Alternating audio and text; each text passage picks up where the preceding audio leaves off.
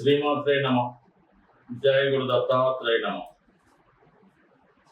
ఈ వీడియోలో మనం జీవితంలో ఎదురవుతున్నటువంటి కొన్ని ప్రధాన సమస్యలకి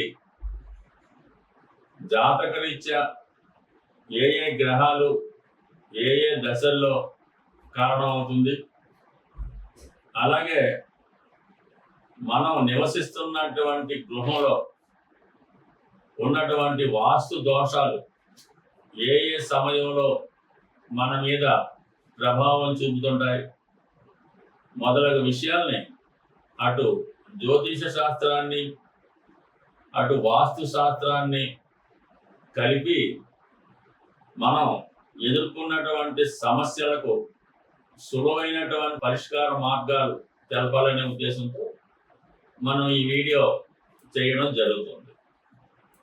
ప్రధానంగా ప్రస్తుతం ఎదుర్కొన్నటువంటి ప్రధాన సమస్యల్లో ఆర్థిక పరమైన సమస్యలు నెంబర్ 1గా ప్రతి ఒక్కరికి కూడా ఉండడం జరుగుతుంది. అంటే ఒక కుటుంబంలో తల్లి తండ్రి ఇద్దరు పిల్లలు ముగ్గురు పిల్లలు ఉన్నా ప్రతి ఒక్కరూ కూడా ఏదో విధంగా ఈ ఆర్థిక పరమైనటువంటి సమస్యల్లో ఇబ్బంది పడడం జరుగుతూ ఉంటుంది. ఇవన్నీ ఒకసారి ఏంటంటే ముఖ్యమైనటువంటి విషయాల్లో ఇబ్బంది పడడం కూడా జరుగుతుంటుంది.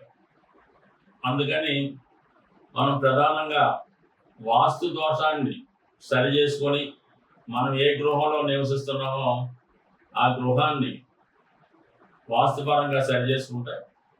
తర్వాత గ్రహాలు మన దశలు అంతర్దశలు కొంతవరకు మనకి సహకరించి మనల్ని ఆర్థిక సమస్యల నుంచి బయటపడవేయడానికి కారణమవుతాం.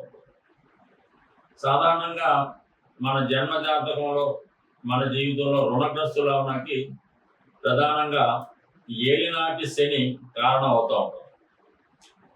ఏలినాటి శని సమయంలో ఏంటంటే జాతకుడు ఏదో ఒక బృహత్తర కార్యక్రమాన్ని పెట్టుకుంటాడు. వ్యాపారం స్టార్ట్ చేయడం, ఒక గృహ నిర్మాణం చేయడం, ఒక పెళ్లి చేయడం, లేదంటే పెద్ద అనారోగ్య సమస్యలు ఎదుర్కోవడం వల్ల వ్యక్తిగతంగా కానీ తల్లిదండ్రులకు కానీ ఈ విధంగా లంసంగా ఒకేసారి మనీ ఖర్చు పెట్టడం వల్ల దాన్ని తిరిగి పే చేయడంలో చాలా వరకు ఇబ్బంది ఈ ఏలినాటి శని సమయంలో జరుగుతుంది.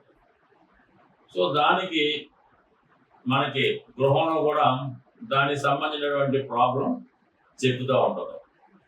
మనం నివసిస్తున్నటువంటి గృహంలో నైరుతి భాగం అనుకూలంగా లేకపోవడం వల్ల జాతకుడు సడన్గా ఎవరికో ఒకరి కుటుంబంలో ఎవరొకరికి హెల్త్ ప్రాబ్లమ్స్ వల్ల అధిక మొత్తంలో ధనం ఖర్చు పెట్టి రావడం జరుగుతూ ఉంటుంది. లేదంటే చాలా కాలంగా పరిష్కారం కానీ కోర్టు సమస్యలు ఏమైనా ఉంటే అవి సెటిల్ అవ్వడం వల్ల దానికి పెద్ద మొత్తంలో డబ్బు మనం కట్టవలసి రావడం జరుగుతూ ఉంటుంది. కొంతమంది ఏదైనా ఒక స్కామ్లో ఇరుక్కోవడం, ఉద్యోగంలో ఇబ్బందులు ఎదుర్కోవడం వల్ల పెద్దలు లంచం తీసుకోవడం వల్ల పట్టుబడడం వల్ల కామన్గా మరి ఆ ఉద్యోగాన్ని కాపాడుకోవడానికి ఎక్కువ మొత్తంలో ధనం ఖర్చు పెట్టవలసి ఉంటుంది. అంటే ఈ విధంగా మనకి అనుకోని సమస్య వచ్చినప్పుడే జాతకుడు ఆర్థిక పరంగా రుణాల్లో పడడం జరుగుతూ ఉంటుంది. దానికి నైరుతి కూడా కారణం అవుతుంటుంది. కాబట్టి మరి సాధారణంగా మనం ఆ నైరుతి భాగాన్ని సరి చేసుకోవాల్సి ఉంటుంది. అంటే సాధారణంగా నైరుతిలో వీధిపోటు ఉన్నా, నైరుతిలో ఏమైనా పెద్ద పెద్ద గోతులు ఉన్నా చాలా ఫాల్ట్స్ ఉంటాయి. ఏ గృహంలో అయినా ఈశాన్యంలో ఫాల్ట్ ఉంటే ఆటోమేటిక్గా నైరుతిలో ఫాల్ట్ ఉంటుంది.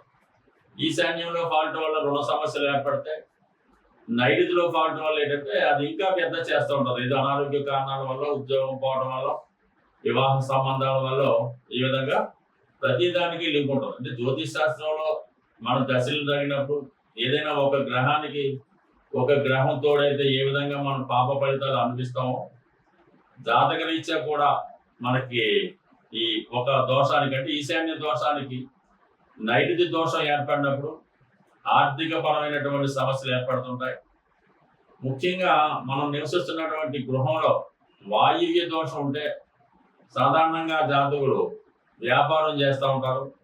వ్యాపారంలో ధన నష్టం జరుగుతూ ఉంటుంది. మీ దగ్గర పనిచేస్తున్న వాళ్ళు మీ సొంత దగ్గర బంధువులు కొంత ధనాన్ని మిస్యూజ్ చేస్తూ ఉంటారు. అలాగే ఈ వాయువ్య సంబంధంతో దోషంతో పాటు నైరుతి దోషం కూడా ఉంటే సడన్ గా జిఎస్టీ వాళ్ళు కానీ ఈడీ వాళ్ళు కానీ ఇన్కమ్ ట్యాక్స్ వాళ్ళు కానీ రైడ్ చేయడం వల్ల మొత్తం మన అకౌంట్స్ అన్ని సీజ్ చేయడం వల్ల ఈ విధంగా కూడా నష్టపోయే అవకాశం ఉంటుంది.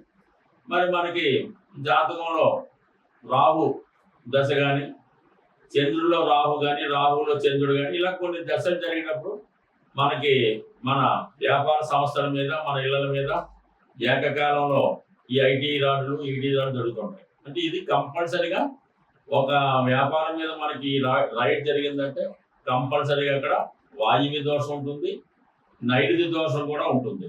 ఈ విధంగా కంపల్సరిగా మనం ఏదైనా ఒక దశ జరుగుతున్నప్పుడు ఆ దశకి సంబంధించిన పరిహారం చేసుకుంటూ మన గృహంలో ఆ దశ ఏ దిక్కుకి సంబంధం ఉంటుందో దానికి సంబంధించినటువంటి దిక్కును కూడా సరి చేసుకోవాల్సి ఉంటుంది.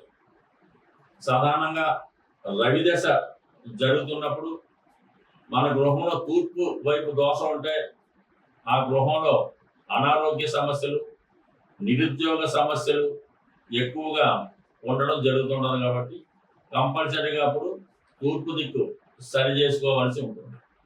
సాధారణంగా ఉత్తర దిక్కు గృహంలో దోషం ఉంటే ఈ నైరుతిలో అంటే ఉత్తర దిక్కులో టాయిలెట్ కానీ గోతులు కానీ మొదలవి ఉండకూడదు ఉంటే మనకి ఈ దశ జరిగేటప్పుడు అంటే బుధ దశ జరిగినప్పుడు కానీ గురు దశ జరిగినప్పుడు కానీ యజమానికి ఉద్యోగం పోవడం, ఎంత ప్రయత్నం చేసినా తిరిగి ఉద్యోగం రాకపోవడం, ఇలా ప్రతిదీ కూడా మనకి ప్రతి సమస్యకి కూడా ఈ గృహంలో ఉన్నటువంటి వాస్తుపరమైనటువంటి దోషాలు దాన్ని మనకి చెప్తూ ఉంటాయి.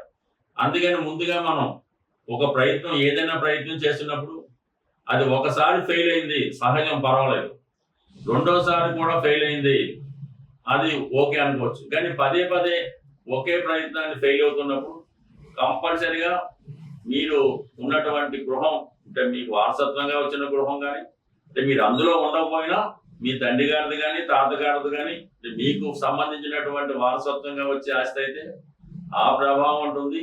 మీరు అద్దెంట్లో ఉన్నా కూడా ఆ ప్రభావం ఉంటుంది. కాబట్టి ముందుగా సరి చేసుకొని మళ్ళా ప్రయత్నం చేస్తే మీకు చేసే ప్రయత్నంలో ఖచ్చితంగా ఫలితం రావచ్చు.